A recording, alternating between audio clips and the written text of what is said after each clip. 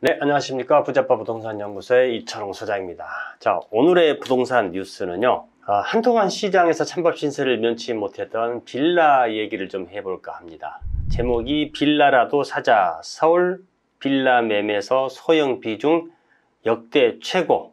소제목이 1분기 전용 60제곱미터 이하 소형 매매 비중이 89.5%, 집값 고점 인식, 대출 규제 등의 소형 빌라 인기. 자, 부동산 114가 국토교통부 실거래가를 분석을 했는데, 그러니까 1월에서 3월 동안 실거래되는 거를 조사를 해보니까 총 전체 거래 건수가 전용 면적이 60제곱미터, 흔히 말하면 이제 18평, 전용 면적이 18평형이죠. 그럼 아파트로 말하면 일반 아파트 분양평수를 말씀드린다 그러면 24평, 25평형 아파트가 되겠습니다. 이게 전용 면적이 약 18평 정도 나오는 거거든요. 이 정도 사이즈의 소형 빌라, 이게 6,818건, 전체가 7,619건인데 이 60제곱미터 이하의 거래량이 6,800건이 넘어가니까 아까 소제목에서 말씀드린 대로 89.5%면은 쉽게 말하면 19번 빌라 매매 중에 60제곱미터 이하 소형 빌라가 대부분의 거래를 차지를 했다 보시면 될 수 있을 것 같고요. 60제곱미터를 초과한 빌라 거래량은 801건, 10.5%에 그쳤다. 자, 그러면 왜 요즘에 이런 소형 빌라 거래가 늘었을까? 요걸 한번 좀 생각을 한번 해보시자고요. 자, 지금 문재인 정부 5년 동안 다주택자를 거의 범죄자 취급하다시피 해가지고 양도세, 종부세, 취득세 모든 세금을 다 이렇게 좀 많이 올려놨지 않습니까? 그래서 정책 자체가 굉장히 다주택자를 이제 규제하는 이런 쪽으로 많이 흘러갔음에도 불구하고 아파트 가격은 어떻게 됐죠? 집값은 많이 올랐습니다. 많이 올랐기 때문에 아직은 집이 없는 무주택자들 같은 경우 아파트로 접근하기에는 너무 가격대가 높고요. 또 아파트로 가자니 전세 가격도 비싸고, 또 고액 아파트 같은 경우에는 15억이 넘는 것 같은 경우는 아예 대출 자체가 한 푼도 안 되지 않습니까? 이러다 보니까 소형의 어떤 거래가 늘어났다라고 보시면 될 수 있을 것 같고, 또 하나는 요즘에 이제 인구 감소 때문에 사회 문제가 많이 되고 있지 않습니까? 지방의 대학 같은 경우 통폐합을 하거나 아예 폐교, 초중고 같은 경우도 없어진 데가 굉장히 많죠.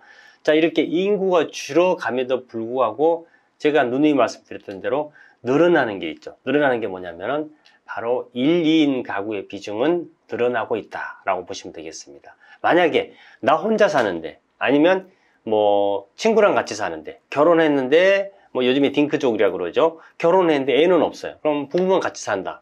그러면 사실 32평 같은 경우는 둘이 살기엔 좀 넓죠. 그래서 25평. 따라서 25평대 이하 이런 소형 평수의 아파트나 주택, 빌라, 다세대를 많이 찾기 때문에 수요가 좀 많이 늘어났다라고 좀 보시면 될 수 있을 것 같은데, 이 사회적 추세는 인구 감소가 되는 한이 있다고 하더라도 1, 2인 가구의 소형 단독 이런 세대주의 증가 현상은 막을 수가 없다라고 보시면 될 수 있을 것 같아요. 따라서 사회적 추세이기 때문에 이 소형 주택에 대한 수요는 계속해서 늘어날 수밖에 없다, 이렇게 보시면 되고요. 또 하나를 좀 말씀드린다 그러면, 아직은 이게 지금 확정이 안 됐기 때문에 제가 확정적으로 말씀드리기는 조금 조심스럽습니다만은 알고는 계셔야 될 것 같아요. 지금 이제 다음 달에 새 정부가 들어서는데, 대통령이 인수위원회에서 부동산 분과에서 나온 얘기가 뭐였냐면은, 그냥 60제곱미터 이하의 소형 주택은 주택수에서 빼주자, 이런 이야기가 대통령 인수위원회에서 좀 나왔었습니다. 원래 이제 3월 말쯤에 나와서 기사도 많이 나오고 있었는데, 이걸 제가 왜 그때 주제를 안 다뤘었냐면은, 주택수에서 빼주자라는 얘기는 나왔지만 이게 취득세 산정할 때 빼줄 건지, 흔히 말하는 재산세, 종합부동산세 합산할 때만 빼주는 건지, 아니면은 집을 팔았을 때 양도세 계산할 때 빼주는 건지, 청약 통장을 쓸 때 이때 이 주택수에서 빼주는 건지, 이렇게 주택수에서 빼주는 이야기는 나왔지만 아직 확정은 지금 안 된 상황이거든요.